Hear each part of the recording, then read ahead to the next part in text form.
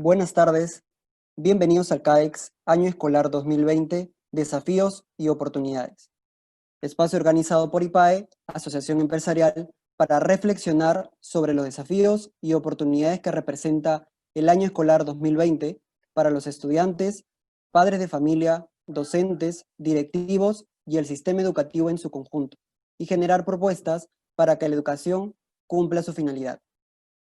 En esta oportunidad, contamos con la participación de Flor Pablo, ex ministra de Educación, León Trachtenberg, líder pedagógico del Colegio Aleph, Susana Díaz, gerente institucional de ADECOPA, y como conductor de la sesión, a Fray Elías Neira, presidente del Comité Estratégico de Educación de IPAE. Los invitamos a participar con sus preguntas a través del icono Q&A, el cual se encuentra en la parte inferior de su pantalla. Le damos el pase a Fray Elías Neira para que dé inicio a este CAEX.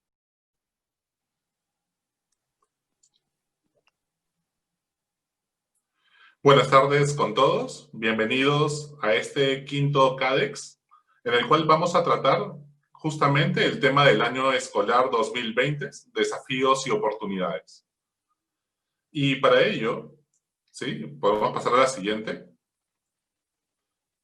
Para ello, justamente, vamos a dividir este CADEX en tres partes. La primera parte vamos a tratar sobre la educación a distancia, la segunda, que es la parte netamente pedagógica.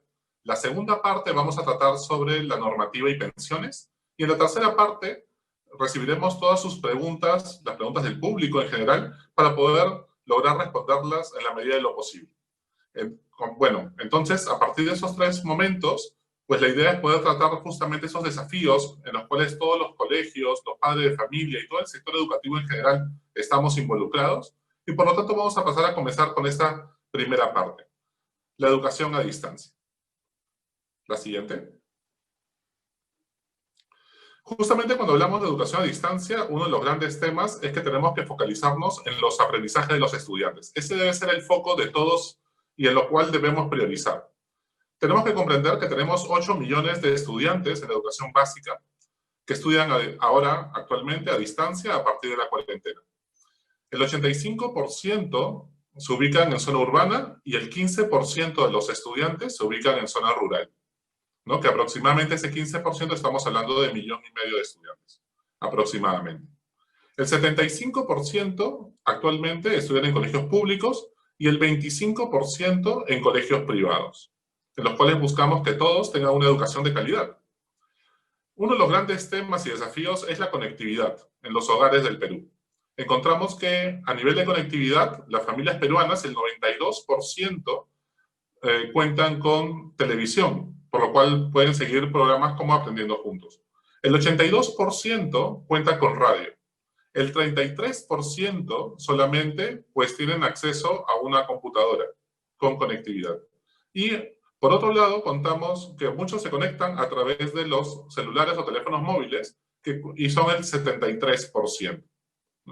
A partir de esta información y de todo este gran desafío, pues quisiera comenzar preguntándole a León Trachtenberg, pues muchas personas en el sector, pues, y la opinión pública en general, consideran que la educación a distancia es de segunda categoría. ¿Realmente, León, vale este año escolar o no vale? Bueno, lo primero que hay que entender es que la alternativa a la educación a distancia es cero. O sea, si hubiera una posibilidad de comparar la educación a distancia con la presencial y escoger, probablemente muchos escogerían la presencial, pero no hay tal posibilidad. Entonces tenemos que ponernos en un contexto atípico en el que la única posibilidad que hay es la educación a distancia, por lo que esa comparación no tiene mucho sentido. En segundo lugar, lo que hay que entender es que la educación básica que se inicia en inicial y termina al finalizar la secundaria es un continuo durante el cual se construye una serie de competencias, habilidades, capacidades, ninguna de las cuales depende solamente de lo que se haga un año. Todas ellas se construyen acumulativamente en el tiempo de tal manera que lo que se haga en un año más o menos puede perfectamente combinarse con lo que se hizo antes y lo que se va a hacer después, de tal manera de que uno puede asumir desastres naturales, crisis, huelgas, suspensiones de clases por cualquier razón, y reprogramar de tal manera de que lo esencial de la educación de este continuo se pueda mantener en el tiempo. Lo otro que hay que tomar en cuenta, dicho sea de paso, es la razón por la que distintos países tienen distintos planes de estudio, distintos currículos, unos ponen más matemáticas, otros menos, unos ponen talleres, otros no los ponen, unos ponen más inglés, otros ponen menos. Es decir, unos tienen 11 años de colegio, otros tienen 12. Es decir, cada país, en función a su realidad, organiza ese continuo denominado educación básica. Y finalmente lo que quisiera decir es que toda innovación, sea premeditada o sea de improviso, tiene una curva de aprendizaje que implica al principio el desconcierto, después viene ensayo, error, buscar las plataformas y las formas más adecuadas, después viene un periodo donde ya se define el modelo, después viene un proceso de maduración y de consolidación. No se puede esperar que a la primera semana todo ya esté resuelto como lo va a estar dentro de 2 meses o 3 meses, porque hay un aprendizaje continuo en el tiempo. Entonces, lo que hay que tomar en cuenta es que este primer mes ha sido ese mes de exploración, de intento de darle forma a la propuesta, y ya, por ejemplo, si comparamos el día 30 con el día 1, ya notamos una enorme diferencia y un gran avance en profesores y en alumnos, y esto va a seguir sin duda alguna hasta fin de año. Bien, entonces estamos hablando de un proceso progresivo, como tú mismo, León, lo mencionas, y que es importante tener en cuenta. Flor, tú has sido ministra de Educación recientemente y una gran maestra, por lo tanto creo que eres la persona indicada para que nos puedas explicar justamente qué realmente pueden aprender en este contexto de la educación a distancia, que posiblemente va a durar todo el año. ¿Qué aprendizajes para la vida tenemos la oportunidad de aprender en este contexto? Sí, creo que, bueno, en primer lugar, como bien ha señalado León, este es un contexto totalmente atípico. Nadie lo había pensado, nadie lo planificó, y eso hace que nos encontremos en un escenario de incertidumbre y de cambio y de transformación. Pero ahí yo diría, estamos pensando siempre qué deben aprender nuestros hijos, nuestros estudiantes. Pero creo que acá hay un aprendizaje para todos, y especialmente creo que aquí un mensaje para los adultos. Y cuando somos adultos, para aprender muchas veces tenemos que desaprender. Entonces creo que aquí un mensaje es que este contexto de crisis que nos ha puesto en un escenario donde inimaginable estar tantos días ya, vamos 44 días, con nuestras familias, con nuestros hijos, con una transformación en la rutina, un cambio total en nuestra dinámica familiar, no solo en la dinámica de nuestros hijos o de nuestros estudiantes en la escuela. Entonces aquí creo que siempre hemos dicho cuál es la finalidad de la educación. La educación es la formación integral, la formación para la vida, la formación ciudadana, para que nuestros hijos, nuestros alumnos sean buenas personas. Este es el contexto ideal. Ese contexto además donde podemos hacer una alianza estupenda, las familias y la escuela. Ese vínculo de ponernos de acuerdo qué cosa es lo que queremos. Y creo que contextos como estos, donde hay tanta incertidumbre, tanto temor, no sabemos qué va a pasar más adelante, por lo menos tenemos esta aproximación de imaginarnos ya un año escolar a distancia durante el 2020, eso nos da de alguna manera algún margen para ir planificándonos y teniendo una visión de lo que puede ocurrir este año, y también nos tiene que exigir un compromiso de asumir como adultos que hay aprendizajes para los cuales tenemos que desaprender. Por ejemplo, muchos de nosotros que somos de la gente, que ahora somos padres de chicos que están en la básica, somos la generación que ha venido de una cultura más individualista. Y ahora lo que nos plantea este escenario es que no hay forma de salir de esta epidemia, de esta pandemia, si no tenemos una mirada no solamente en nuestro cuidado, sino nuestro cuidado hace que cuidemos a los otros. O sea, se pone en escena el bien común, la colaboración, la empatía, el ponernos en el lugar del otro, ¿no? Ahora que estamos, creo que de verdad, en lugar de verlo como una pérdida, porque algunos dicen, no ir a la escuela va a significar que pierdan muchos aprendizajes, yo creo que más bien estar en casa y vincularnos con la escuela y priorizar y decir qué cosa es lo que queremos lograr este año. Yo ahí priorizaría todos estos aprendizajes para la vida, como la autonomía, la empatía, la solidaridad.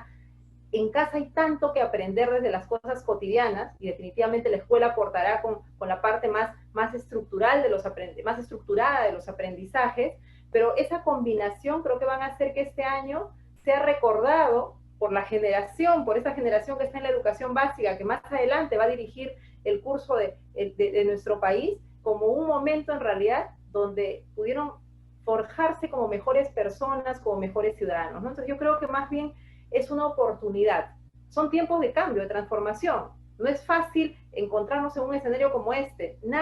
Ninguno de nosotros imaginó, creo que cuando hizo ningún PI, ningún plan estratégico, puso un escenario de una pandemia, ¿no? Entonces creo que eso nos exige a todos priorizar en la formación integral, ¿no? Creo que hay que bajarle esta intensidad a los contenidos, ¿no? Cuánto aprendían, cuántas horas iban a la escuela, la cantidad de tareas. Yo creo que lo que nos plantea todo este escenario es repensar. Siempre ayuda mucho esos contextos en realidad, si uno quiere tomarlo como oportunidades para transformar, ¿no? Entonces creo que, pero ahí no lo puede hacer la escuela sola. Tiene que hacerlo en esta comunicación, en esta comunión con las familias, y de hecho nuestros hijos, nuestros estudiantes van a tener esta oportunidad de poder reconectarse también afectivamente con las familias, porque hay que reconocer que también en estos tiempos algo que ha sido una carencia es estos vínculos afectivos al interior de las propias familias. Tarea número 1, creo que antes de comenzar a decirle a la escuela, a los maestros, qué nos dan, es decir, las familias, qué le estamos dando a nuestros hijos en este tiempo en términos de soporte, en términos de reconectarnos afectivamente con ellos, ¿no? Entonces creo que de verdad miremoslo con ese optimismo de que este tiempo puede marcar una diferencia en la formación de nuestros niños, nuestros adolescentes en este momento. Es muy cierto lo que dices, Flor, totalmente de acuerdo. Y justamente se trata de recuperar los aprendizajes más que recuperar las horas, como tú misma bien lo dices, y que todos estamos en este proceso de aprendizaje, no solamente los estudiantes, sino toda la familia, los maestros, ¿no? A todos, yo también enseño, y realmente, pues, el desarrollo de autonomía, aprender muchas competencias digitales, pues, ha sido una etapa de muchísimo aprendizaje, y obviamente eso genera cierto nivel de tensión, de estrés ante algo desconocido, además de la incertidumbre del entorno ante la crisis sanitaria y humanitaria que estamos viviendo. Bien, Susana, tú que eres una gran educadora, que ha estado en muchos colegios, pues todas estas habilidades, competencias que estamos desarrollando para la vida, especialmente, como las menciona Flor, y que también obviamente nos van a servir profesionalmente, ¿cómo deberíamos evaluarlas a los estudiantes concretamente en este año escolar? Muy buenas tardes con todos. Realmente es un tema bastante importante porque implica, como decía hace un momento Flor, una nueva mirada sobre el trabajo escolar en general, pero también sobre la evaluación. Esa nueva mirada corresponde a los docentes, a los directivos, pero también a los padres de familia, ¿no? Hemos escuchado estos días la preocupación de muchos papás que dicen, ¿cómo van a hacer los exámenes a distancia, ¿no? ¿Cómo se van a copiar, ¿no? Y en realidad es porque todavía no hemos entendido o quizás no estamos informados de que la evaluación escolar ha pasado por un tránsito, está cambiando y hoy día se enfoca fundamentalmente en las habilidades. Hablamos entonces de una evaluación formativa que mira las competencias que los alumnos van desarrollando y las evidencias a través de las cuales demuestran los aprendizajes. Justamente el día de hoy, el Ministerio ha emitido la resolución viceministerial 094, donde se norma la evaluación de los aprendizajes en este año escolar 2020, ¿no? Y hace una importante distinción que creo que nos puede ayudar a entender qué significa la evaluación formativa. Y dice, hemos de evaluar para aprender, la evaluación para los aprendizajes, y la evaluación de los aprendizajes. La evaluación para los aprendizajes está referida a poder observar, retroalimentar todo el proceso que siguen los estudiantes para adquirir una competencia, para adquirir un nuevo conocimiento, para adquirir una nueva habilidad, una actitud, un valor, un hábito, ¿no? Y entonces esto implica que el profesor pueda acompañar, observar, retroalimentar, es decir, decir al niño, vas muy bien, revisa esta actividad, podrías hacer mejor, qué es lo que más te ha gustado, qué crees qué herramienta te ha servido, sea esta cognitiva, sea una habilidad, sea un hábito, para que puedas haber obtenido este resultado tan positivo. Es esa evaluación de proceso que hoy en día los profesores seguramente la llevarán a cabo de manera oportuna, apreciando las evidencias de los alumnos a través de un portafolio, como también sugiere la norma. Y luego habla de la evaluación de los aprendizajes. Es esa evaluación para la certificación, para la toma de decisiones, en este caso será para una nivelación, por ejemplo, de los alumnos, ¿no?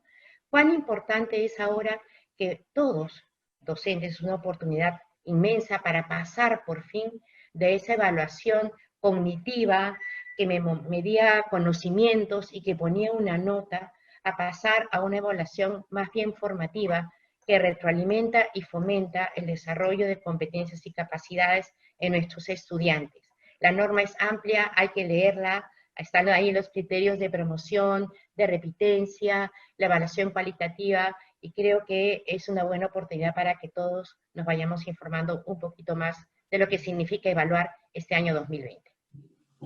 Bien, y justamente allí se mencionaba mucho el utilizar diferentes herramientas, como tú mencionas, ¿no? Los portafolios, el hecho de ver toda esta evaluación del proceso, más que solamente estar viendo la evaluación sumativa y final. Muchas gracias, Susana. León, ¿cómo se está reinventando este nuevo rol del docente? Del cual siempre se ha hablado, justamente nadie niega que los docentes y la calidad de su capacitación, de ellos como personas, pues es el principal factor que afecta a los aprendizajes de los estudiantes, ¿no? Y en esta educación a distancia también el principal rol lo tienen los docentes, no las computadoras, no el internet, ni la conectividad. Pues, ¿cuál debe ser este nuevo rol de los docentes? Y también, al mismo tiempo, pues, estos mismos docentes, ¿cómo les está afectando el a veces no sentirse tan valorados o que de repente en esta situación, pues, también están teniendo un cierto desgaste emocional? Todos nos sentimos como si fuera noviembre y estamos pidiendo ya vacaciones y da la impresión que no fuera abril.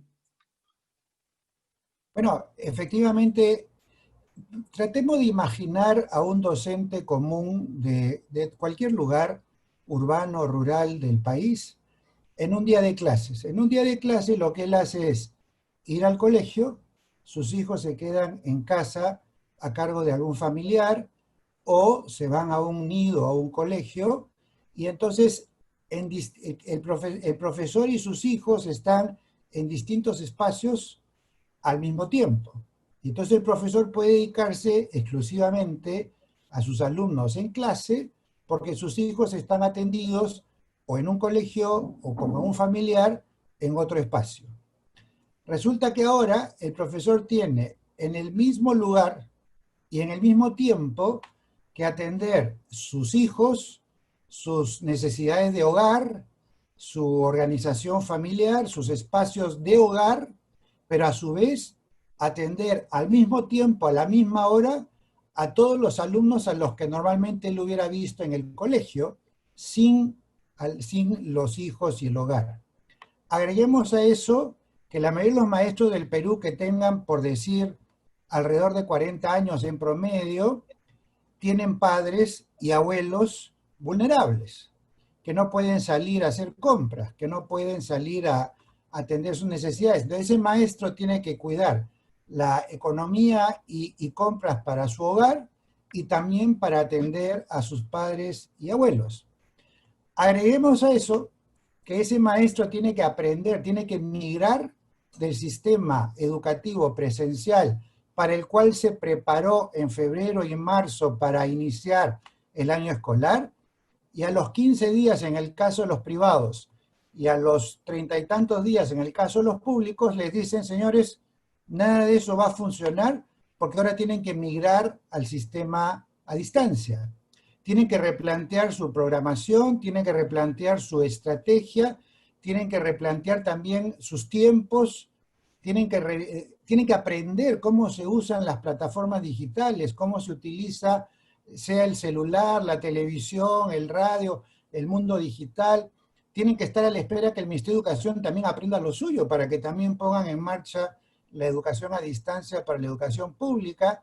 Tienen que ver cómo se las arreglan inclusive con un celular para conectarse con un alumno que está viendo por televisión una clase, y todo eso sobre las espaldas de un profesor que lo que está escuchando en los medios es: este año escolar es prescindible, no sirve para nada, en el caso de los colegios privados hay que bajarle las remuneraciones o despedir a los profesores que no puedan ser pagados por las pensiones habituales, toda una discusión sobre si las clases presenciales y las virtuales valen igual o no, cuando las virtuales les están consumiendo mucho más tiempo y esfuerzo que las presenciales.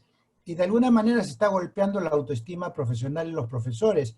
En momentos en que necesitan revalorización, agradecimiento, homenaje, invocación a que no se caigan, a que manejen su estado emocional con las reservas de fortaleza que pudieran tener en algún rincón del alma para cuidar a sus niños, en ese momento la sociedad los tiene vapuleados, ausentes, no reconocidos, o simplemente exigiendo a los padres desde el primer día o la primera semana: no funciona esto, no funciona, no me contestan, no me devuelven el chat, etcétera, cuando estamos en un proceso de aprendizaje que al profesor le está tomando mucho más tiempo y esfuerzo que a cualquier otro. Entonces yo creo que es un momento en el que tenemos que ser más considerados con los maestros. Los maestros están aprendiendo, maestros y alumnos, como decía Flor, están aprendiendo algo que le va a servir para toda la vida, porque el siglo XXI es el siglo de la educación virtual, es el siglo de la educación a distancia. Perú está llegando tarde inclusive. Bueno, nos ha cacheteado en la cara el tema y estamos aprendiendo a marcha forzada, pero tengamos la paciencia y la consideración y el respeto a los maestros para que se sientan valorados, reconocidos y alentados a seguir en este plan hasta diciembre, porque parece ser que ese es el horizonte que va a tener la mayor parte de la educación básica pública y privada por igual. Así que, por favor, sean un poco más considerados en relación a los maestros y un poco más pacientes en este proceso de aprendizaje. Recién estamos terminando abril, sin ninguna duda, mayo vamos a estar más tranquilos y de ahí en adelante hasta fin de año, mucho más montados sobre el caballo para hacer las cosas por el bien de los alumnos. Totalmente de acuerdo contigo, León, y justamente lo que nos sucede muchas veces es que somos una sociedad muy sobreprotectora, que nos cuesta desarrollar la autonomía de nuestros mismos hijos, y pues en ese contexto también le achacamos que el profesor tenga que estar pendiente de cada situación, ¿no? Entonces, pues eso también genera bastante nivel de estrés, ¿no? Es como hacer la clase ante la vista y opinión y juicio de todo el mundo. Susana, ante esta situación y este rol del maestro y estas situaciones emocionales que está atravesando todo docente en la actualidad, es muy importante clarificar cuál es el rol del docente, como lo ha dicho León, y también cuál es el rol del padre de familia, ¿no?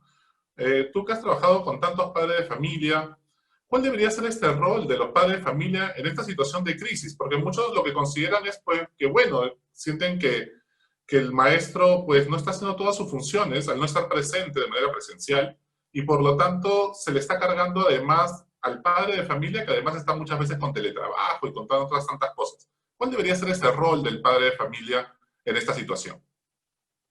Muy bien.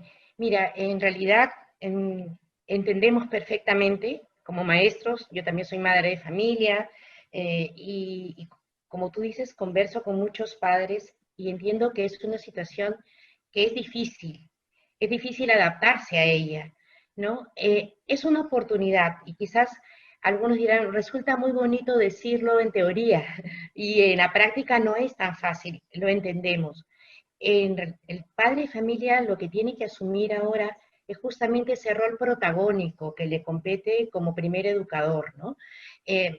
Y sobre todo va a necesitar de alguna manera autodominio, autorregularse.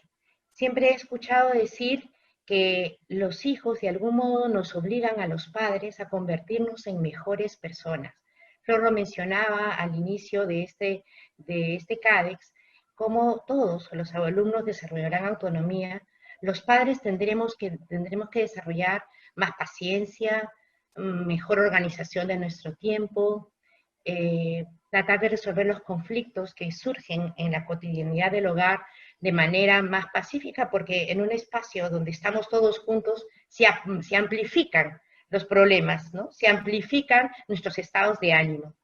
Creo que el padre debe también tener en cuenta que él no es el docente, es decir, que no tiene por qué decir que ahora yo le enseño a dividir, y ahora yo le tengo que enseñar, no sé, esto de ciencias que mi hijo no ha entendido. Si el alumno tiene alguna dificultad, siempre debe recurrir a su profesor.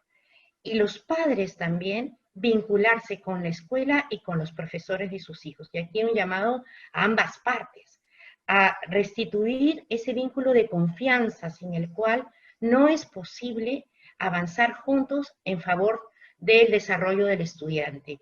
Comunicación, que el papá le cuente, mira, encuentro a mi hijo sumamente distraído, o no me obedece, o está desmotivado frente al trabajo escolar, que se lo cuente a los maestros. Los colegios han puesto inclusive, muchos de ellos, soporte emocional con apoyo de sus departamentos psicopedagógicos, ¿no?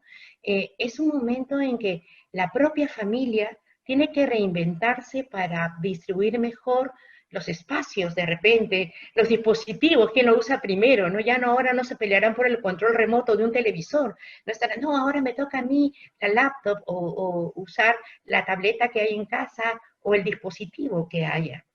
Por eso es importante que los padres piensen cómo vienen llevando este primer mes, casi ya 40 días de aislamiento, qué aspectos quizás estén mermando la confianza del niño, su motivación al aprendizaje. Creo que es importantísimo que los padres se planteen con seriedad que hay que educar positivamente, que es el momento de fomentar la autoestima, porque el aislamiento pasará, pero la autoestima mellada porque regañé al niño, hay un poema antiguo que decía, ¿no? A cocachos aprendí mi labor de colegial, que esta vez no sea a cocachos aprendí a conectarme en la educación virtual, ¿no? Es decir, que realmente podamos poner como papás ese esfuerzo, quizás heroico muchas veces, para poder brindar a nuestros hijos esa motivación hacia el aprender, esa confianza en sus profesores, ¿no? Ese deseo de seguir aprendiendo cada día más. Muy bien. Y justamente a partir de ello, Flor, ¿qué recomendarías a las escuelas y especialmente a los directores, tú que siempre has estado tan cerca de ellos, para que la comunicación sea más asertiva con los padres de familia y justamente no quebrar esta confianza de la cual habla Susana? Sí, mira, yo aquí mientras iba comentando Susana, me venía a la mente la imagen de las escuelas rurales, ¿no? Este dato que tú al inicio señalabas, ¿no? Más de cerca de 1.200.000 estudiantes que están en ese 15% de nuestras escuelas rurales. Entonces sí creo que, claro, los que estamos en la zona urbana tenemos una cantidad de desafíos, pero estamos comunicados. O sea, lo que ahí hay que hacer es un uso efectivo de esos medios y hacer una comunicación más efectiva, más asertiva, cosa que no estamos acostumbrados a hacerlo, no había la necesidad, habían como rutinas en la comunicación familia-escuela, y ahora esas rutinas han sido quebradas, ¿no? Entonces creo que hay que recordar que la escuela es una comunidad que se forma por padres, por madres, por estudiantes, por directivos, por maestros. Entonces, la comunidad supone vínculos de confianza, de comunicación. Entonces, eso es algo que hay que cuidar mucho porque estos tiempos pueden quebrar esa relación y cada uno ponernos como en nuestra trinchera a exigir lo que creemos, puede ser absolutamente legítimo lo que cada uno piense, y romper esa comunidad que es la escuela. Entonces ahí hay que tener mucho cuidado porque esa situación en realidad a quienes va a afectar es a nuestros hijos, a nuestros estudiantes, porque van a estar en medio de la pelea de adultos, ¿no? O sea, unos exigiendo una cosa, otra cosa. Entonces creo que es bien importante el rol de los directivos, y luego voy a volver al tema de lo rural, porque ahí sí es otra situación. Estoy hablando acá, si quieren, más pensando en lo urbano o en colegios grandes, donde hay comunidad educativa, donde hay grupos de maestros, hay equipo, y creo que ahí hay que reinventar nuestras normas de convivencia. Los maestros y los educadores, el personal del colegio va a tener que asumir un rol que no tenía, y es la comunicación permanente con las familias.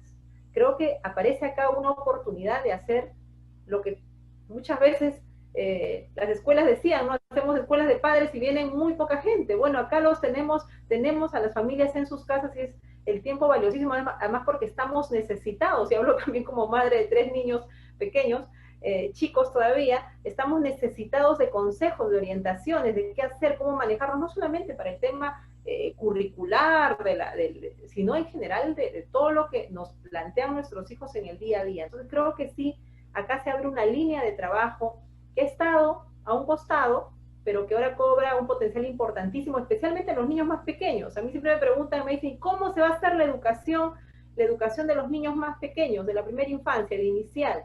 Bueno, ahí hay un rol importantísimo de los colegios respecto de las familias. ¿Cuántas veces hemos visto situaciones en que las familias están desesperados porque los niños entren a los 4 o 5 años a primer grado, porque queremos que avancen en su escolaridad y nos olvidamos que tienen derecho a ser niños, a jugar, a desarrollar a su ritmo, a ir aprendiendo en la interacción? Bueno, estos son tiempos, incluso creo, para trabajar esta visión de infancia, de niñez, de adolescencia, y la escuela cumple un rol fundamental. La comunicación, no romperla, las familias todas ahorita deberían estar diciendo, ya me llamó el colegio, ya tengo una comunicación. Esta cercanía, esta distancia social es aparente, porque en realidad los medios, cuando uno tiene esta posibilidad, generan una cercanía, ¿no? Es una distancia, si quiere, física, pero estamos ahí conectados y podemos, creo que, no solo recuperar, sino construir una relación de confianza familia-escuela. Pero pensando en los ámbitos rurales donde la escuela pues lo hace un maestro que es a la vez director, es todo. La comunidad está, si quieren, la responsabilidad de la escuela recae muchas veces en 1, 2, 3 personas, ¿no? Entonces creo que aquí aparecen los actores comunitarios, ¿no? O sea, siempre hemos dicho, la escuela no está sola, está en un territorio. Y en las zonas rurales tienen más presencia los alcaldes de pueblo, los agentes comunitarios, en general una serie de actores que pueden facilitar este vínculo. Porque recordemos, tú has mostrado ahí los datos, igual el celular es de lo más extendido, pero no está en todos los lugares. Entonces, cuando no hay estos medios que facilitan la comunicación, ¿cómo hacemos? Hay que hacer uso de estos medios alternativos, estos medios comunitarios, y que entren otros actores a la educación. La educación no solamente pasa por los actores propiamente escolares, sino por los otros agentes que están ahí, pero creo que la clave, como también decía Susana, es la confianza. No hay que quebrarla, no hay que quebrar la confianza, y para eso normas de convivencia, frecuencia en la comunicación, asertividad, y en realidad pensar que estamos enseñando con el ejemplo. ¿Qué le vamos a decir a nuestros hijos, a nuestros alumnos, si en realidad como adultos no podemos enfrentar esta situación con empatía, con solidaridad? Entonces creo que abril ha sido, todavía, porque no termina, un mes muy, muy duro, muy tenso. Yo creo que mayo va a ir bajando estas tensiones, pero puede también generarse una apatía, ¿no? Y ya casi una resignación, y más bien creo que debiéramos ir avanzando a una construcción de una comunidad más sólida en esta perspectiva de formar integralmente a nuestros hijos para que sean mejores personas, mejores ciudadanos. Como tú dices, justamente la ausencia puede generar ciertos fantasmas y prejuicios en todo el sector, ¿no? Y especialmente en los padres de familia, y que no hay que olvidar, como tú bien lo dices, este sector rural, en el cual hay que tener cuidado, porque podemos tener mucha deserción escolar y a nivel de educación superior, que después no podamos recuperar a muchos estudiantes y a toda una generación. Bien, vamos a pasar al segundo bloque, ¿no? Les pido, por favor, si pueden poner la siguiente lámina, la diapositiva, para pasar a este segundo bloque y justamente poder hablar de la normativa y las pensiones, ¿no? Y en esta normativa y pensiones, pues hay que tomar en cuenta ciertos datos para poder comprender la realidad de nuestro país. En primer lugar, tenemos 1,5 millones, ¿no?, de estudiantes, 1,5 millones, y que cursan la primaria o secundaria en un colegio privado, ¿no? Y luego además tenemos unos 500,000 estudiantes también en educación inicial. Luego, después tenemos una distribución de la matrícula que es totalmente heterogénea. Entonces, cuando hablamos de educación privada, no estamos hablando solamente de los colegios rentables y que pues, cobran más de 1.000 soles. Tenemos un 60% que cobra menos de 300 soles en el sector privado. Y tenemos un 24% entre 300 y 500 soles.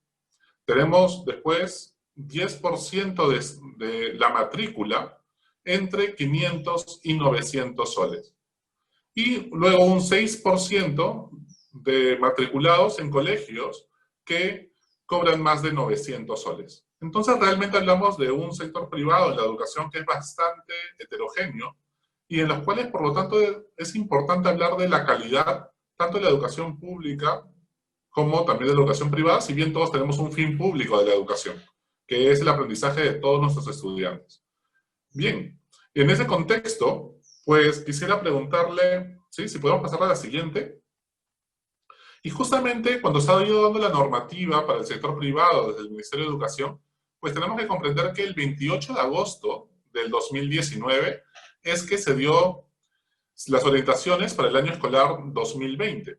Y entonces todos los colegios tuvieron varios meses para poder planificarse hasta marzo y poder organizarse según esta directiva. Entonces lo hicieron con anticipación y de repente llega el coronavirus, llega la cuarentena y por lo tanto se comienzan ante esta emergencia que nadie previó, como mencionan los panelistas, pues comenzaron a darse una serie de medidas, ¿no? Justamente para poder lograr la recuperación de las clases que se iban perdiendo de 2 semanas en 2 semanas, tanto el 12 de marzo, que se declara la cuarentena, el primer caso de coronavirus, y luego el 31 de marzo, que se va a dar la siguiente, ¿no? Con la suspensión de clases presenciales, ¿no? Y se anuncia justamente la estrategia de aprendo en casa, ¿no? Se suspenden las 2 normas anteriores, por lo tanto, comienzan a establecerse qué se va a hacer a partir de ahora. Recién el 3 de abril, obviamente, se establece que los colegios privados deben adoptar los planes de recuperación. Luego y este plan de recuperación se tiene que presentar 7 días después de que se publiquen las nuevas orientaciones para el año escolar. Esta situación de estas nuevas orientaciones recién se publican el 25 de abril, ¿no? Entonces, a partir del 25 de abril, los colegios es que tienen 7 días para presentar sus planes, ¿no? Y esto a veces puede generar confusión en la opinión pública. Todavía los colegios están a tiempo, tienen hasta el 2 de mayo. Vaya, la verdad es una fecha un poco extraña, dado que el 1 de mayo es viernes y además feriado por el Día del Trabajo, y el 2 de mayo es que se debe presentar, esta es la fecha límite para poder presentar justamente sus planes. Por lo tanto, muchos colegios van a sentir que realmente tienen hasta el jueves, ¿no? Pero bueno, es hasta el 2 de mayo y justamente hoy día es que se publican estas nuevas orientaciones para la evaluación de los aprendizajes y que también hay que tener en cuenta algunos elementos para poder ver ello. Ante toda esta situación es que pues, se plantea el panorama de qué es lo que tienen que hacer las escuelas y cómo se están preparando para ello, ya teniendo más en cuenta que probablemente pues, la educación a distancia sea durante todo este año escolar. León, ¿cómo establecen los colegios privados sus pensiones? Que es uno de los grandes temas que están en discusión. ¿Qué acciones deberían tomar ante esta crisis los colegios? Bueno. Sí, León, te escuchamos. Sí, lo que pasa es que no estaba el video. Lo primero que quisiera decir es que el vacío que generó la ausencia de normas del gobierno, del ministerio, respecto a las clases presenciales inexistentes, las clases virtuales o a distancia y el tema de las pensiones, ha hecho que durante casi mes y medio padres han estado cuestionando, confrontando, pidiendo descuentos, 20, 40, 50%, etcétera, sin ningún tipo de algoritmo que lo justifique, basándose solamente en la idea de que la educación virtual vale menos, es menos que la presencial, por lo tanto debe costar menos, sin tomar en cuenta, primero, que es la única posible, y en segundo lugar, que es requiere la operación completa del colegio para ponerla al servicio de los alumnos. ¿Cómo hace un colegio para manejar su presupuesto? Un colegio lo que hace es contratar o mantener en la planilla, por supuesto, a todos los profesores que van a ganar 15 sueldos, más los beneficios sociales, que es otro 30% y pico, más la administración, la contabilidad, los servicios, etcétera. Todo eso constituye un costo que tiene que repartirse durante el año de tal manera de que cuando uno paga marzo no está pagando marzo, está pagando la 10ª parte del volumen total del costo de operación del colegio, que se ha dividido en 10 cuotas, más una matrícula. Entonces, hay ahí primero un concepto respecto a qué estoy pagando cuando pago 10 veces todo este volumen de costos que maneja el colegio. En un ambiente, además, en el que uno no puede simplemente despedir maestros, despedir gente, no solo porque la legislación no lo permite, sino tampoco porque el punto de vista del equipo que constituye el colegio, uno no puede decirle, bueno, a partir de marzo saco 30% de la gente porque no le voy a poder pagar. Ese es por el lado de los costos. Ahora, se pueden hacer algunos ajustes, se pueden hacer algunos ahorros por eficiencia o por gastos que no se realizan cuando el colegio está parado, etcétera, efectivamente. Pero ahí es donde viene el problema de cómo se calcula la recaudación necesaria para seguir operando el colegio. Vamos a suponer que tenemos un colegio que cobra como tarifa 400 soles, por poner una cifra que está en el espectro superior de los datos que tú diste. Ok, vamos a suponer que yo le bajo a todos 100 soles. Entonces, el padre que iba a pagar 400 y que sigue ganando su sueldo y sigue recibiendo sus ingresos normales, se alivia en 100 soles y paga 300. Pero el padre que no recibe un centavo porque se quedó sin trabajo, porque no puede ir a la calle, porque no tiene sueldo fijo, porque no es formal, está en cero. Entonces, ese que está en cero, si yo le pido que en lugar de 400 pague 300, no va a poder pagar nada.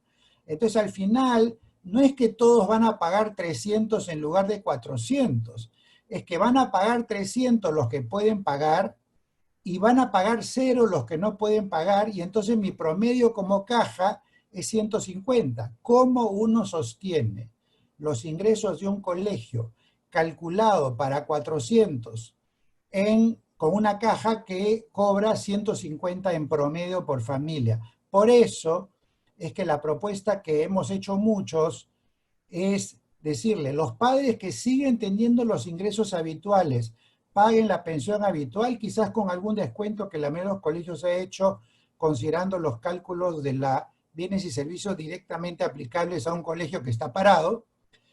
Pero por otro lado, denle todas las facilidades, descuentos, becas, reprogramaciones a todos aquellos que están en cero o han perdido su trabajo o no tienen ingreso. Y de esa manera se logra sostener el colegio de aquí a diciembre, cosa que no va a ser posible si todo el mundo paga menos, incluyendo los que no van a pagar nada de aquí a diciembre. Yo sé que es difícil porque hay mucha gente que se tira contra la educación privada y cree que todos son explotadores y que no tenemos buena fe respecto a los padres y los alumnos. Yo quisiera que se pongan en el rol de la buena fe, de los valores, de la solidaridad, del bienestar común, y pongamos nuestro mejor esfuerzo para poder recaudar lo suficiente para mantener operativa la escuela. A mí me preocupa siempre el hecho que padres que escogen un colegio confiando en sus valores, confiando en su propuesta educativa, confiando en la honorabilidad y confianza que le merecen los directores, los conductores, los profesores, en este momento están diciendo que somos unos explotadores, que somos unas personas sin corazón, que estamos simplemente no viendo la realidad de la gente y demás, cuando lo que estamos haciendo, por lo menos los que yo conozco, es cuidar a los maestros para que puedan hacer el trabajo que tienen que hacer hasta fin de año, y cuidar a sus hijos para que no se desconecten, para que el colegio no caiga en insolvencia, para que no haya un problema en el cual al no poder pagarle a los profesores dejen de trabajar y por lo tanto sus hijos de recibir clases. Tengan un poco más de confianza en el colegio que ustedes escogieron porque confiaban que es el mejor lugar para educar a sus hijos. Y trabajemos juntos, pero no desde la herida y la increpar uno al otro, etcétera, sino desde el entendimiento de cuál es la realidad financiera de los colegios y cómo de verdad se puede expresar la solidaridad cuando todos actuamos de buena fe. Gracias. Susana, justamente en la misma línea, el Ministerio de Educación anunció que está preparando un decreto legislativo para que los colegios transparenten sus costos, ¿no? El Congreso también ha mencionado justamente, y algunas asociaciones de padres de familia, que reclaman aproximadamente un 50% de descuento de las pensiones. ¿Cómo están viviendo los colegios esta situación? ¿Qué consideras o qué pautas les puedes dar de cómo afrontar esta crisis, esta situación? Mira, estamos viviendo una situación sumamente difícil y preocupante, tanto para los padres, pero sobre todo para los directivos y promotores de los colegios. León ha hecho una explicación rápida, pero creo que muy precisa en torno a cómo están conformados los costos y los presupuestos de los colegios, ¿no? Yo leí en algunas redes sociales algunas operaciones que los padres hacían y decían, ¿no? Bueno, la pensión cuesta tanto, en el aula hay 25 niños, con eso sobrepasa el sueldo de un maestro. Por aula no hay un maestro, por aula hay varios maestros de educación física, el de idiomas, etcétera, etcétera. Además de todos los costos de los que se ha hablado, alquileres, mantenimiento, los gastos de personal que suman aproximadamente en promedio entre el 60, 70 y en algunos colegios pequeños hasta el 80% de los ingresos, ¿no? Yo quiero dejar en claro aquí un tema que es importante tener en cuenta, ¿no? Cada colegio tiene una situación específica, se desarrolla económicamente en un contexto distinto, pero ninguno quiere desvincularse de un alumno, ninguno quiere desvincularse de ninguna familia. Queremos mantener la continuidad de los aprendizajes de nuestros estudiantes. Nos interesan todos y cada uno de los niños. Sinceramente, no conozco ningún colegio privado que en ese momento diga, ay, sí, si pierdo niños no pasa nada, si estos niños se van no pasa nada. No, por el contrario. Y por eso se han ajustado los cinturones. Ya han ofrecido los descuentos que están a su alcance, incluso recurriendo a créditos, a préstamos, a financiamiento, han ampliado becas para los padres de familia que así lo han solicitado, han hecho, digamos, diferido ciertos pagos, pero creo que han llegado ya a su límite. Si el ministerio ha propuesto que dará un decreto legislativo para transparentar, creo que no habrá ningún problema en hacerlo. Sin embargo, lo que me preocupa es lo que hay de fondo, lo que hay detrás, ¿no? El colegio, el ministerio pide que se transparente porque lamentablemente el diálogo entre los padres y el colegio en quien confiaron la educación de sus hijos se ha visto interrumpido. Y se ha visto interrumpido quizás porque algunos grupos han preferido de alguna manera, no sé, lanzar expectativas poco realistas, 50% de descuento, 60% de descuento. Hay que separar la calidad de la educación a distancia, que ahora ya está normada por la resolución 093, de lo que vienen a ser los costos. Y los costos o el pago que puedan hacer los padres tiene que tratarse de manera individual y personalizada. Los padres también transparentarán su situación ante el colegio para decir, no puedo pagar porque he perdido el trabajo, no puedo pagar porque simplemente mis ingresos han disminuido. Lo que tenemos que asegurar es la continuidad de la educación a distancia, pero que también esos niños puedan volver a una escuela que no ha tenido que cerrar, que no ha tenido que despedir a sus maestros, que encuentran un local apropiado, donde no se oxidaron las griferías, donde, no sé, los útiles de material deportivo o las carpetas no se deterioraron, aun cuando no fueron usadas a lo largo de estos meses. La educación remota va a quizás pasar, pero el aislamiento, digamos, va a terminar relativamente pronto, aun cuando sea fin de año. Los chicos necesitan tener ese espacio, esa escuela, ese colegio, donde se reencontrarán con sus compañeros, donde podrán seguir la educación, digamos, presencial, y por eso es importante asegurar la cadena de pagos. Finalmente, para no extenderme, Elías, creo que es importante que el Estado brinde una ayuda directa, bien a los padres de familia de este segmento que no puede pagar, bien directamente a estas gran cantidad de escuelas cuyas pensiones son por debajo de los 300 soles, para que realmente puedan, digamos, seguir brindando este servicio, aún con apoyo de la plataforma Aprendo en Casa, pero sobre todo para que puedan en los colegios mantener ese difícil equilibrio entre atender las necesidades de los padres y seguir, digamos, cumpliendo con las obligaciones con sus colaboradores, sobre todo con los docentes que hoy en día están trabajando mucho más allá del tiempo que debería. Bien. Flor, al mismo tiempo, justamente antes de ser ministra, tú has tenido también mucho contacto y has dirigido la ADRE de Lima, y la conoces bastante bien, que es la tercera parte de la educación del país. La educación pública tiene la capacidad, tiene las vacantes para poder asumir la matrícula de los colegios privados ante la posibilidad de no poder pagar de los padres de familia, o que quizá alguno de estas escuelas quiebre. ¿Qué nos podrías decir al respecto, Flor? Y bueno, junto con los temas de calidad, ¿no?, que sabemos que es uno de los grandes temas de nuestro sistema educativo en general, sea colegio público y privado o privado, el cierre de brechas en lo rural. El otro gran tema en educación es, pues, cómo ha ido creciendo la educación privada, ¿no? O sea, ahorita estamos hablando de una situación de colegios y en realidad tú señalabas, esta situación de los colegios que pagan más de 900 soles es en realidad del 6%. Estamos hablando de un grupo chico. La mayoría de los colegios, el 77% de los colegios son colegios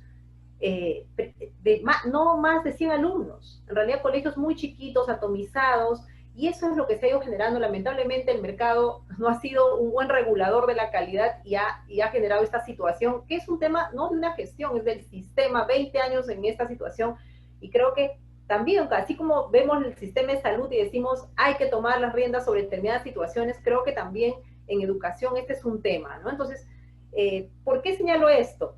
Porque efectivamente van a haber, y además, bueno, hay que combinar, hay muy poca gente en planilla.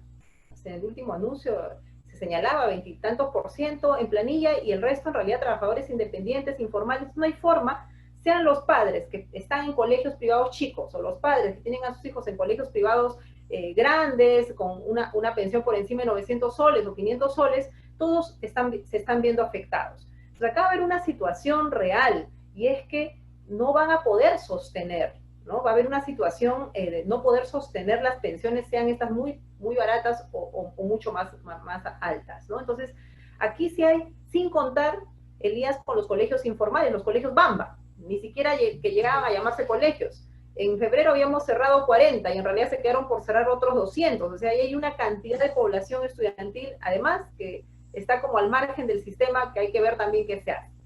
Pero bueno, entonces ante esta situación de una atomización de colegios chicos, imagínate con la situación que están contando León, Susana, ¿cómo van a poder ahora inventarse, crear sistemas de educación a distancia estos colegios pequeñitos? En realidad no hay posibilidad. O sea, creo que la heterogeneidad de la educación privada requiere definitivamente varias formas de intervención del Estado, ¿no?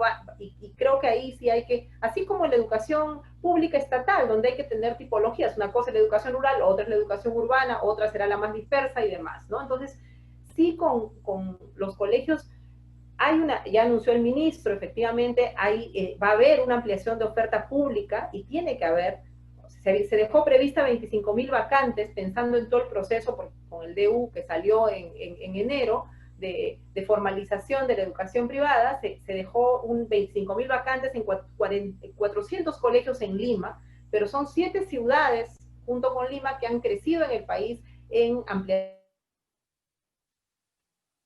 de oferta privada. Entonces ahí el Estado, por una necesidad de las familias no, y ahí no hay un punto incluso de negociación, simplemente es una realidad que golpea a la familia y van a verse obligadas a retirar a sus hijos, y esos niños y esas niñas no pueden quedarse sin educación. Ahí va mi preocupación. Creo que bien lo señalaba también León y Susana, la preocupación son los estudiantes. Y aquí sí creo que todos como país, sea que están en la educación privada, sea que están en la educación pública, cualquiera fuera, aquí hay que tener una mirada de que este es un derecho para todos. Hay que asegurar que ningún niño o niña se quede sin estudiar. Ampliar oferta pública y creo que es una oportunidad, y además para quitarle ese estigma, ¿no?, de la educación pública casi destinada para los pobres, una educación pública fuerte. Eso no va a ocurrir de un día para otro, no va a ocurrir este año, pero sí creo que tiene que haber una apuesta del Estado por seguir fortaleciendo educación pública en calidad, en cobertura, ir formalizando. Claro, viene esta situación ahora de qué hacemos frente a estos anuncios de supervisión, de transparencia. Está muy bien, yo creo que la primera medida fue dialoguen, ¿no? Siéntense familias y colegios a ponerse de acuerdo. Lo cierto es que esta situación no ha prosperado, porque creo que si el diálogo se hubiese dado, estuviéramos en otro escenario. Entonces sí necesitamos estas condiciones que el Ministerio ya tiene por este decreto de urgencia la potestad de plantear condiciones básicas de calidad, que plantee algunas condiciones que ayuden tanto a las familias como a los colegios a tomar decisiones y saber qué exigimos y qué no exigimos en este contexto, no la educación a distancia del año 2025, sino la educación a distancia que este año, tanto el Estado como el sector privado puede asumir, porque la verdad, lo cierto es, el ministerio ha hecho un esfuerzo gigantesco para, en tan corto tiempo, aprendiendo lo que había, aprovechando los aportes diversos, poner una plataforma Aprendo en Casa. Por ejemplo, Aprendo en Casa también debiera de usarse en los colegios privados chicos. Quien no pueda tener una plataforma de educación a distancia debiera de manera obligatoria colgarse, voy a usar ese término, a Aprendo en Casa y ser parte de la estrategia. ¿Por qué? Pensando en los alumnos nuevamente, colegios que tienen su plataforma y su estrategia, bienvenido, que sigan adelante. Pero debiéramos asegurar un mínimo, un básico para todos, ¿no? Creo que eso es bien importante porque, miren, esta situación de la disputa entre padres y promotores y directores no es de ahora, ¿no? Siempre ha habido, sino que ahora se acrecenta y toda la discusión se vuelve pues mediática, se vuelve en las redes, ya no es la discusión en cada institución educativa, sino se hace un tema público y necesitamos, de hecho, la intervención del Ministerio de Educación. Lo ha estado haciendo en términos de dar una serie de recomendaciones al diálogo, pero creo que no soltarle diciendo ahora son las direcciones regionales y las SUGES las que tienen que hacer el trabajo. Y yo ahí también, como señalabas, pensando antes, yo he sido directora regional, decía, ¿sobre qué? O sea, sobre qué cosa va a mirar la UGEL y la dirección regional si no hay una pauta clara desde el nivel nacional, ¿no? Creo que ahí tienen que salir las condiciones básicas de calidad y con roles, ¿no? O sea, creo que aquí no son tiempos de perseguirnos para irnos directamente a lo punitivo en primera instancia. Creo que lo primero que tenemos que hacer es ver cómo hacemos para sostener un sistema que no ha estado preparado para este momento, y definitivamente, donde tiene que haber sanción lo habrá seguramente, pero que no sea ese el enfoque primero, porque en una situación de crisis, como estamos ahorita, ponernos, actuar administrativamente como si estuviéramos en una situación regular, puede ser en realidad muy peligroso. O sea, creo que hay que tener mucho cuidado quienes regulan, quienes supervisan, quienes monitorean, el no irnos hacia los extremos, ¿no? Asumiendo que estamos en una situación regular, porque ni siquiera hay forma de hacer verificación objetiva, ¿no? Todo es mediada por los diferentes medios. Entonces creo que hay que mirar con mucho cuidado, además que la normatividad se va a ir haciendo, ¿no? Se va a ir haciendo respondiendo al momento, no hay una normatividad estática en este momento que también hay que considerar, ¿no? Pero la articulación entre Ministerio de Educación, direcciones regionales y UGELS es bien importante para sostener el servicio, ¿no? Porque lo peor sería que ahora nos pongamos todos a querer sancionar y cerrar y en realidad dejemos sin escuelas, sin estudios a los estudiantes. Bien, justamente como dices, estamos hablando de una educación a distancia que no hay que olvidar que es de emergencia. No es una situación de educación a distancia habitual como será el 2025, como bien dice Flor. Vamos a pasar a contestar las preguntas del público que hemos ido sintetizando y cogiendo algunas preguntas que representan a la mayoría. Nos pregunta Raquel Vanessa Vázquez de UGEL y justamente nos dice, ¿cómo podría aprender en casa un niño de 3 años? ¿Serviría la educación a distancia? Y León, un poco que nos puedas explicar justamente, tú que has escrito sobre ello, ¿realmente vale la educación a distancia para inicial también? Mira, yo quisiera ser bien franco. He estado mirando los chats y las preguntas del público y encuentro que estamos en un contexto de mucho dolor. Los que son padres no dejan de escribir sobre el problema de pensiones y precios y costos. Los que son maestros no dejan de, algunos, quejarse de la falta de reconocimiento a su trabajo, y otros de que hay colegios que no pagan en planilla, que hay colegios que no pagan lo que estamos diciendo que pagan y demás. Casi todos los chats que estoy leyendo parten del dolor, de la cólera, del rencor, de esta herida que hay en este momento en la relación entre los padres y los colegios, y en algunos casos con el Ministerio de Educación por su accionar en el caso de la escuela pública y la carencia de condiciones para los estudiantes de la escuela pública. Para ser sincero, cualquiera de mis respuestas o de las del panel creo que van a chocar contra esa barrera de la dificultad de entender la dimensión educativa y pedagógica que estamos tratando de transmitir, porque está ese freno de considerar de que todos somos culpables de algo, todos tenemos la culpa del malestar de la gente. Y entonces mi respuesta solamente puede calzar con aquellas personas que tienen algún tipo de apertura en su corazón y en su mente para tratar de ver cuál es la dimensión pedagógica, educativa, de lo que significa el vínculo de la escuela con la familia.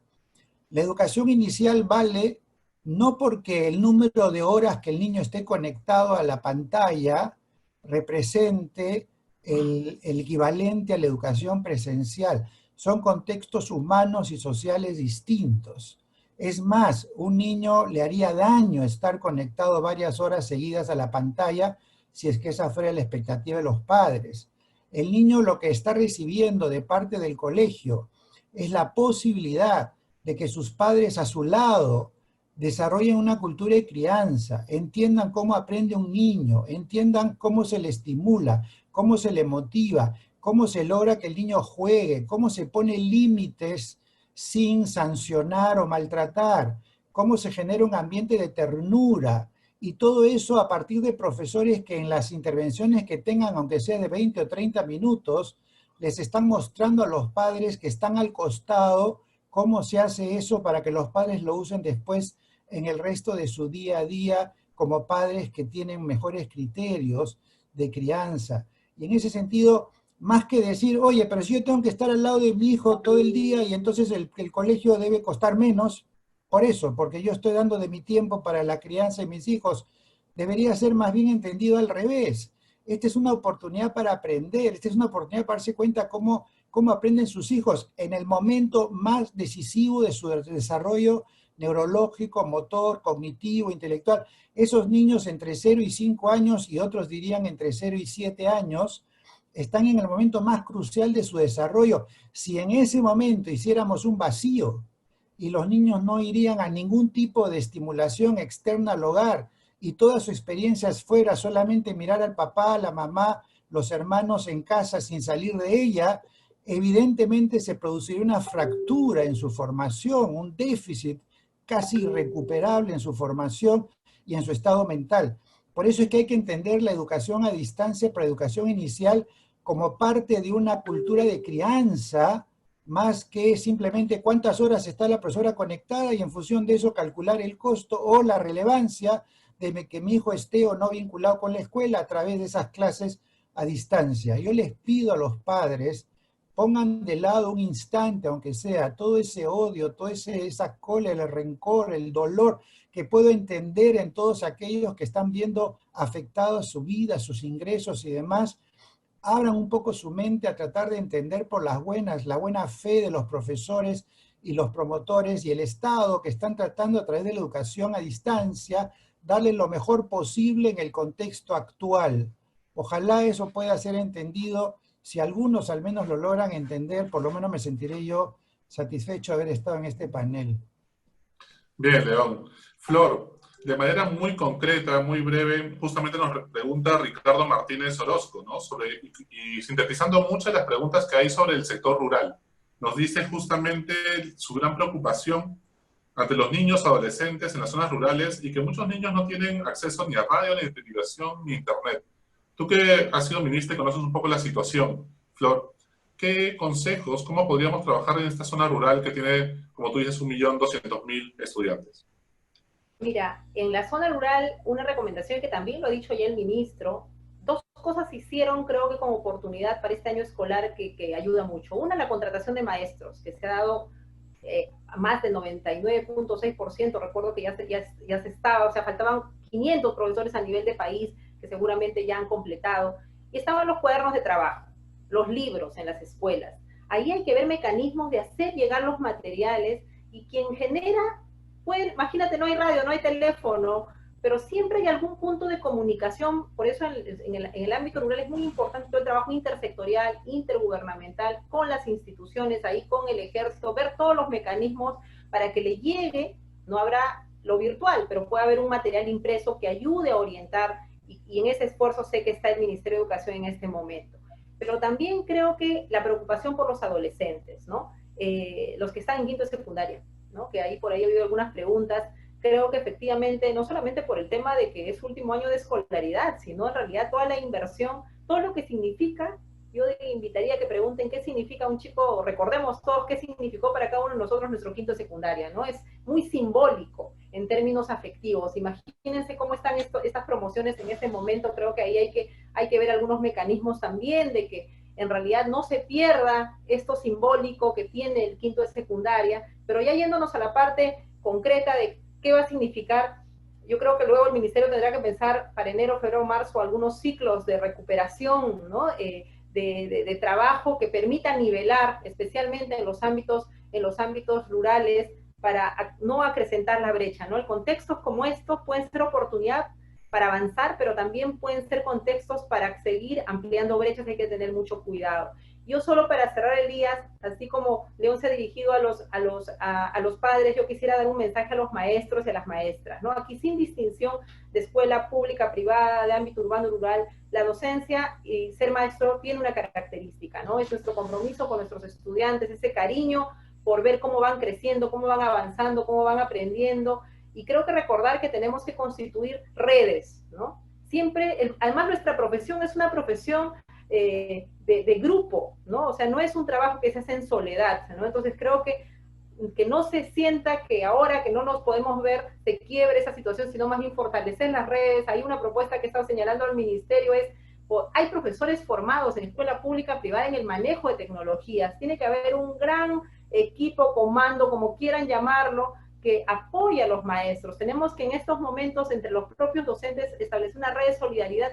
¿Por qué? Porque necesitamos correr con nuestras capacidades, no solamente en el manejo digital, sino, por ejemplo, todo esto que nos plantea la evaluación que bien planteaba Susana al inicio, ¿no? Entonces creo que ahí los maestros tenemos que mantener estas redes de colaboración, estas sinergias para seguir avanzando, y creo que en realidad son oportunidades que nos da. Este es un contexto que nadie pensó, pero puede ser una oportunidad para avanzar, para aprender, y sobre todo para todos ponernos en el lugar del otro, ¿no? Si no, en realidad lo que vamos a hacer no solo es acrecentar brechas, sino fracturar relaciones, y eso es en realidad muy complicado, muy complejo para un sistema educativo donde su naturaleza, su función es formar a las personas, ¿no? Y si los adultos no nos ponemos a dar el ejemplo de cómo debe ser esa relación entre las personas, podemos dar justamente un mal ejemplo, y muchas cosas se aprenden viendo, ¿no? Entonces a los maestros, la mejor disposición, y que llamemos a los padres, ¿no? No puede quedarse familia sin ser comunicada, contactada.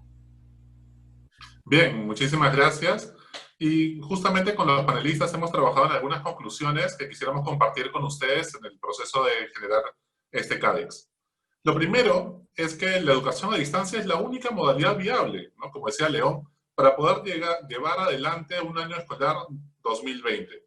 En una situación normal, ambas serían complementarias y cada una tiene sus propios beneficios. En el caso de la educación a distancia, hay que aprovechar sus bondades en cuanto a desarrollar la autonomía, el aprendizaje de habilidades virtuales, digitales, que de otro modo seguramente seguirían postergadas. Además, la crisis mundial que estamos atravesando es una crisis humanitaria que estamos viviendo y que representa una oportunidad también para fomentar la solidaridad, la empatía entre todos, ¿no? Este año es imposible que se frene. Realmente es importante poder tener los aprendizajes y continuar con la educación, porque la educación no para.